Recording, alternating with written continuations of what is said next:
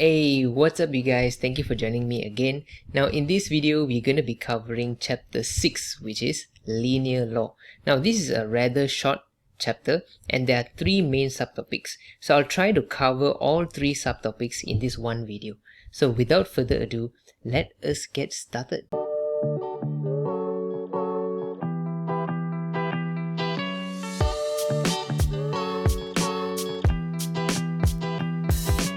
So in this chapter, there are 3 main things that you have to know.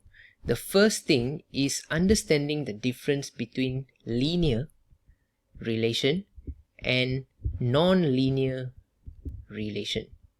So what is the difference? The difference is, we have learned before in the past, linear means straight line. Okay, so if you draw a graph, and you draw a straight line on the graph, this is what we call as linear. And usually the equation follows like this: y equals to mx plus c. Okay, the power of the x is 1. So for example, you might get y equals to say 10x plus 2, for example. Okay, so this follows the y equals to mx plus c. So it's a linear equation. Okay, it's a linear graph. What about a non-linear? Non-linear is not a straight line graph, so it's a curved graph. Okay, it can come in many forms. One of the most basic one is quadratic. Okay, a quadratic graph is a curved graph, so it's a non-linear graph. Okay, so that's the first thing you have to know, understanding the difference between linear and non-linear. The second thing you have to know is how to draw the lines of best fit. What is this line of best fit? So line of best fit is basically, you see, whenever you draw a graph in the past, for example, let's say you draw a straight line graph. Okay, let's say you draw a straight line graph. You have your data points, correct? And then you draw your straight line, correct? And when you plot your points, usually they are, obviously they are straight, correct? But line of best fit, it doesn't mean that you will have a straight points. So in other words, you might have scattered points like this. Okay, and so on. So when you draw your straight line, how do you draw a straight line for a scattered graph like this? So the only way is by drawing the lines of, using the lines of best fit. So there are 2 conditions that you have to fulfill to draw your lines of best fit. The first condition is it must connect as many points as possible. Okay, this is the first condition. It has to connect as many points as possible. The second condition that you have to fulfill, if you have points that does not connect, okay, let's say you draw a straight line and there are some points that are not on a straight line. Those points that are not on a straight line, it has to be evenly distributed. Okay, this one is specifically for the points that are not connected. Points that are not connected. Okay, what do I mean by this? So let me show you here. See, I got this graph here, correct? Now if I want to draw a best fit, lines of best fit, I need to make sure that number 1, I connect to as many points as possible. So I can draw the line here. Something like that. Correct? I can draw something like that. Okay, it may not be the perfect graph, but it fulfills the condition of connect as many points as possible. So here I've connected 3 points, right? And the second condition you have to fulfill is what? Evenly distributed. So in other words, you see all these points here that are not connected. These points, okay, they are not connected to the straight line. So when they are not connected, you have to make sure that they are evenly distributed, or I can say balanced. So it means you have 2 points here on the top of the graph and 2 points here which is not connected at the bottom of the graph. So it's evenly distributed. Okay, you don't want to draw a line where it connects. For example, you draw your curved line like this, and then you have too many missed points on one side of the graph. You don't want it to be like that. You want it to be balanced, evenly distributed. Okay, so when you draw your best fit, lines of best fit, make sure you fulfill these two conditions. First condition is make sure you connect as many points as possible, and number two, make sure it is evenly distributed between the points that are not connected. Okay, you want it to be balanced on both sides. Okay, with that being said, we have the third condition, that third thing that you have to learn, which is learning how to draw non-linear and linear graph. Okay, how do you convert, okay, I should say convert non-linear to linear graph, okay, so that you can draw your lines of best fit. So this part I'll explain through examples. Okay, so let us get started. The following table shows the values of x and y obtained from an experiment. So you have your table here, okay, and then plot y against x. Now this is very important.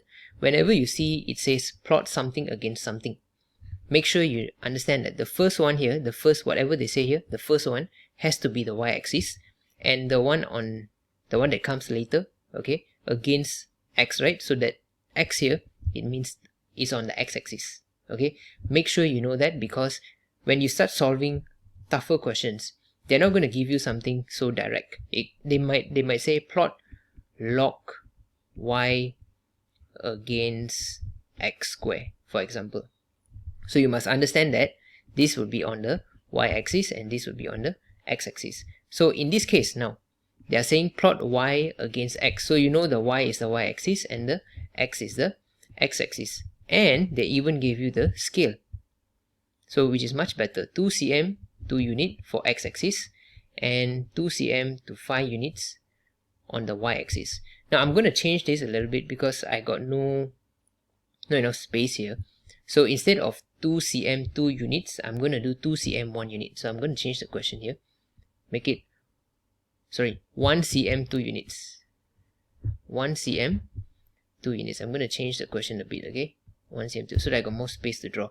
Now, in the end of the day, the scale is not going to affect the graph so much. In the end, you will still get the same answer, okay? It's just that it might look different compared to other people's graph because they are using 2 cm 2 units. So it doesn't matter. So now I'm going to use this scale to plot, right? Now, I've already plotted the graph for you, okay? So I already plot the points. You have your x-axis and your y-axis. And the scale I'm using here on the x-axis is 1 cm equivalent to 2 units. And then the y-axis, I'm going to do the same thing. This is 1 cm equivalent to 5 units, okay? So that my graph looks smaller. Now, how do you draw your best fit line? So I'm going to show you, right? So first thing, like I said, connect as many points as possible. That's the first one. The second is make sure the loose points, make sure they are evenly distributed on each side. Okay, make sure it's balanced on both sides of the line. Okay, so I'm going to draw my graph like this. Okay, I'm just going to attempt to draw, connect as many as I can. You see, your graph should look something like this. Why? You see, I've connected as many as I can. That's one. And it's quite balanced, right? You can see what is balanced is you have two loose points here. Here one and here another one. Okay, so they are balanced on both sides. So we managed to connect as many points and it is balanced. So we fulfill both conditions. So these would be your lines of best fit. Now you can start solving question B. So question B is asking for what? They're asking you to find the y-intercept. So y-intercept in this case is this point here. So what's that point here? That should be about 4. Okay, so y-intercept is 4. Number 2, value of y when x is 12. So where is x is 12? X is 12 is here. So you can plot your line and see where it connects to. So it should be connecting to 23. Yes. So here is 23. Y value is equals to 23. Number 3. Okay, by the way, just to let you all know, everyone may get a different answer. Okay, there will be a range of answers. It doesn't have to be a fix. Okay, some people might get 22, some people might get 23, some might get 24. So there is a range of answers because everyone may plot their best fit, the lines of best fit they might plot slightly different. Okay, so it doesn't really matter as long as it doesn't deviate too far. If the answer is 23 and you get 20, then something might be wrong. Okay, so you have to watch out for that. Alright, let's see the next question. They're asking for gradient. So m. So in this case, how do you find the gradient? So I'm going to take this point and this point. Okay, I'm going to find the gradient using that 2 points. So I should get 19 minus 7 over 10 minus 2. I should get 1.5. So I should get 1.5. Number 4. Okay, so now they gave you the y value. Okay, find the value of x when y is 15. So where is 15? 15 is here. Y value is 15. So connect to your graph again and bring it down. You should get about 7.2. Okay, so x value equals to 7.2. Okay, so we've done question B. Now, what about question C? Find the equation of the lines of best fit. Hence, state the value of y when x is equals to 28. So, since your lines of best fit is a straight line, so you just have to use your straight line formula, which is y equals to mx plus c. Okay, so what is your m? M is your gradient, which you have already found here. So, y equals to m is 1.5x plus c. What is your c? C is your y-intercept. So your y-intercept here is 4. You have already found in question B. So this is your equation of the line of best fit. Next, they ask you to calculate the value of y when x is 28. So when x is equals to 28, y equals to 1.5 times 28 plus 4. Answer is, you should get 46. Right? So that's how you solve a complete question using lines of best fit. Right, next. The table below shows the values of x and y obtained from an experiment. The variables set x and 1 over y are related by the equation. Okay, so they gave you the equation here. Okay, such that p and q are constants. Okay, plot the graph of, okay, see here, they gave you the, I told you before, 1 over y against set x. So in other words, what should be on the y-axis? The y-axis should be 1 over y, and on the x-axis it should be set x. Okay, make sure you fulfill this question, right? That's what they're asking for. By using the scale of 1 cm to 0.5 units on both the axes, hence draw the line of best fit. So same thing, just make sure you are fulfilling the question. Make sure you are using the correct axis and the correct scale, and then we'll try to draw the line of best fit. So now I've already plotted the graph for you. Okay, all the points I've plotted, and the axis I fulfilled using what they gave. Okay, so 1 cm equivalent to 0.5 units for both x and y axis. Okay, but now the axis, make sure you take note, my x-axis is set x and my y-axis is 1 over y, because that's what they gave me. Okay, so make sure you're fulfilling that. Okay, now we can try to draw the best fit line. So you can see the points are quite even, right? Quite straightforward. So just make sure you fulfill the two conditions. Connect as many points as possible, and the loose points, make sure they are evenly distributed. Okay, they are balanced. So let me attempt to draw this. So it should look something like this. Okay. Okay, yeah, something like this. You want to connect as many as possible. Okay, so this would be your line of best fit. So now, question B. So they're asking to, from the graph, find the value of P and Q. So before you can find P and Q, you have to first use your equation. So you got your equation which they gave you, 1 over y equals to P set x plus Q.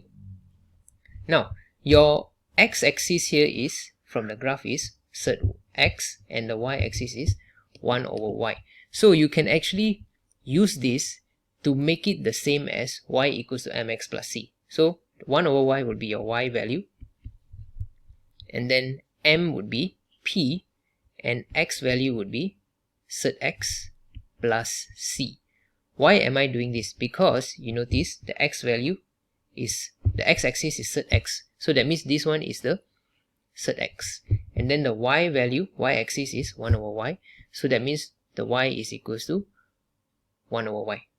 Okay, so from here you can say that since you're looking for question 1 here, you're looking for q. So what is q? Q is actually the y-intercept, correct? That's what you see here. Q is equals to y-intercept. So what is the y-intercept? Y-intercept is, it should be around negative probably 0.6 or 0.7. Okay, so I'm going to put negative 0.7. Okay, number 2, asking you to find p. So what is p? P is the gradient, correct? P is equals to m, so m is the gradient. So what is the gradient for this line here? So I'm going to take the first point, this point here, and the last point. Okay, the first point and the last point. So I'm going to use that to plot my, to count my gradient. So 2.75 minus 0.62 divided by 1.8 minus 0.7. So I got a decimal value. So my decimal value is 1.9364. Okay, so like I said, everyone is going to get different value. Okay, as long as it is close enough that it's within the range. Okay, if it's too far away, like for example, all of us are getting 1.9 something, and you on the other hand got 1.7, so something could be wrong. Okay, but if you are close enough to the actual answer, that's more than enough. Okay, alright, let's look at question 3. Find the value of y when x is 1.21. Now they say x is 1.21, correct? Now if you, the first thing you did was you went and looked for where is 1.21 and then you draw your line, then your answer would be incorrect. Why?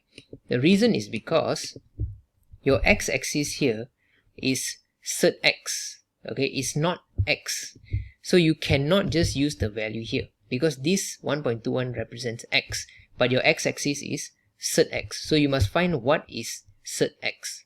So cert x is equivalent to cert 1.21. Answer is 1.1. So now you can find where is 1.1 on your axis, so it should be here. Okay, so you connect, you should get 1.4. So that is your 1 over y, because your axis, y-axis is 1 over y. So 1 over y is equivalent to 1.4. So what is your y value? So 1 divided by 1.4. Answer is 5 over 7. Or if you write in decimal, that would be 0.7143. Okay, so this is your answers. Alright, next. The table below shows the total population of a type of bacteria in a test tube. The variable x represents the number of hours and y represents total population. Variable x and y are related by the equation. Okay, so they gave you the equation such that p and q are constant. Plot log y base 10 against x. So you see here. Now this question is a bit tricky because they gave you the table is what? X and y, correct? And they give you all this x value and y value. But when they ask you to plot the graph, they are telling you to plot the y-axis is log y base 10. So you cannot just plot the graph using the table here, the y value here, because all of these values are just y values. You don't want y value, you want log y. So instead of plotting the graph, you have to first redo your table. Make sure you are finding for log y. So here you have log y and then against x. Okay, so by using suitable scales on both axes, hence draw the line of best fit. So in this case, they now give you the scale, so you can use your own scale. But first thing, make sure you plot your table. So the x value will remain the same, which is 2, 4, 6, 8, 10, 16. Okay, but your y value is going to be different because it's going to be log y base 10. So I've already counted for you guys, so it's going to be 0.6, 0.8, here is 1, 1.2, 1.4 and 2. Okay, so this would be your table. Now once you have plotted your table, now you can start drawing your graph. So now I've already plotted the graph for you guys. Okay, the points are labeled, so now we can draw our best fit. So make sure you, first thing, they never say the scale, correct? So you can form your own scale. So in this case, my scale is what? Every 1 cm is 2 units, and my y-axis, every 1 cm is 0.5 units. And make sure you label the correct axis, okay, because it's log y base 10 against x. So make sure your y-axis and x-axis are correct. Now we can try to draw our line of best fit. So it should look something like this. Alright, so it's a pretty nice graph because you cut through all the points. So using this graph, you can form your equation and whatnot. Okay, we see what they're asking. So now they just ask you to draw the line of best fit. So this is your line of best fit. Now question B. Question B, they're asking for to find the value of P and Q. So to find the P and Q, you must first use the original formula. So your original formula is y equals to PQ power x. Correct? That's what they gave you here. So you have to use that. So how do you convert this into this graph? A linear graph. Because obviously this is not a linear graph. Okay, so if it's not a linear graph, how do you convert it to a linear graph? So you have to make sure you can make them become the same as the axis here. Okay, so you notice there is a log. So the first thing you want to do is you add log to both sides. So you get log y base 10 equals to log PQ power x base 10. Okay, you add log both sides. Now if you notice, in the log chapter, we learned that when you see log, for example, log PQ is the same as log P plus log Q. Correct? So this is actually a property. So we're going to use that to break this up. So when we break this up, you should get log y base 10 equals to log P base 10 plus log Q power r base 10. Now there's one more property, is that whenever you have something like this, log Q base 10, the 10 here you can bring forward, so it becomes 10 log Q. Okay, so this is another property from the log chapter. So if you forgot this, you can go and revise the log chapter. Okay, so I'm going to erase this and simplify this. So x is going to be in front. Okay, so if you notice, you have already formed your y equals to mx plus c using this equation y, because you see here you have your y value and your x value is here. So you actually already fulfill the y equals to mx plus c. So you just have to make sure that you are using the correct value. So let me just write it here. Okay, so now log 10y, this is your y value, equals to m would be log q base 10, this is x plus log p base 10. Okay, I'm just rearranging this. Okay, rearranging, and it will become y equals to m x plus c. Correct? So this is the x value, which is the same as your x-axis.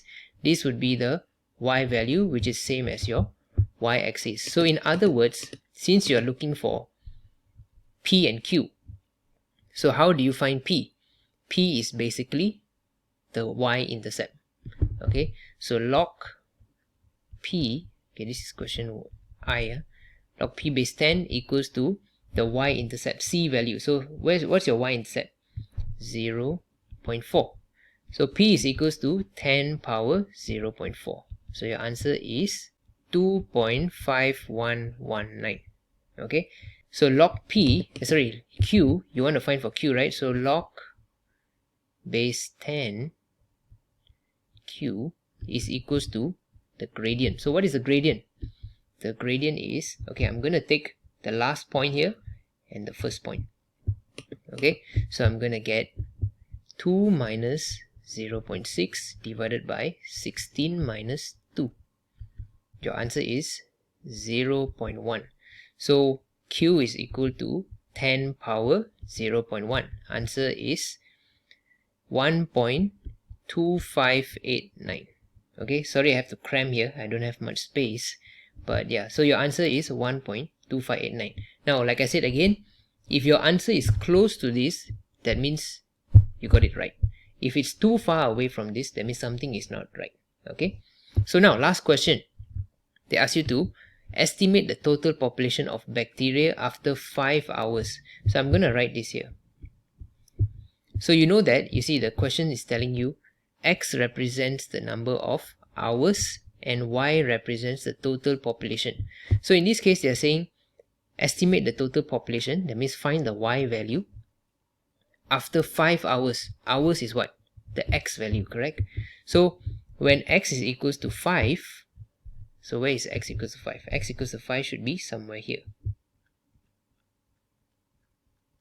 What is your Y value? Y value should be, let me see, should be around 0.9. Sorry, that's not Y value, that is log Y value equals to 0.9. So you want to find what? You are finding for Y value, you're not finding for log Y. So Y is equals to 10 power 0.9. So your answer is 7.9433. So that is all for chapter 6. These are the 3 main subtopics that we have covered. I hope you learned something, and if you did, don't forget to like, subscribe and share it with a friend. And that's all from me, and I hope to see you guys on my next video. Alright, take care. Bye bye.